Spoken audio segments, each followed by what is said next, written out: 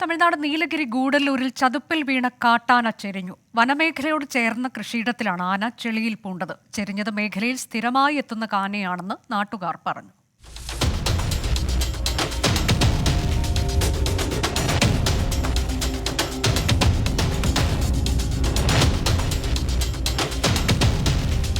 വനത്തോട് ചേർന്ന് കിടക്കുന്ന തേൻവയൽ പ്രദേശത്ത് കാട്ടാനശല്യം നിരന്തരമായുണ്ട്.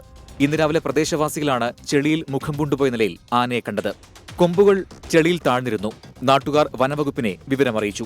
ഫോറസ്റ്റിന്റെ ഉള്ളിൽ തിന്നാനൊന്നും ഇല്ലാത്തതുകൊണ്ടാണ് ഇത് കംപ്ലീറ്റ് നേരെ നാട്ടിലേക്ക് ഇറങ്ങി തോന്നും. എന്ത് കൃഷി കണ്ടു കഴിഞ്ഞാലും ചവിട്ടി നശിപ്പിച്ച് കുറെ തിന്ന് നാശാക്കിക്കൊണ്ടിരിക്കുകയാണ്. ഗൂഡല്ലൂർ നഗരസഭയിലെ പുത്തൂർ വയൽ, മാർത്തോമ നഗർ, തോരപ്പള്ളി, മൂലപ്പള്ളി പ്രദേശങ്ങളിൽ കാട്ടാനശല്യം രൂക്ഷമാണ്. കാട്ടാനകളെ തുരത്താൻ വനംവകുപ്പ് നടപടി സ്വീകരിക്കണമെന്നാവശ്യപ്പെട്ട് കഴിഞ്ഞ ദിവസം നാട്ടുകാർ യോഗം ചേർന്നിരുന്നു. ചരിഞ്ഞ ആനയുടെ ജഡം പോസ്റ്റ്മോർട്ടത്തിന് ശേഷം സംസ്കരിക്കും. 24 വയനാട്.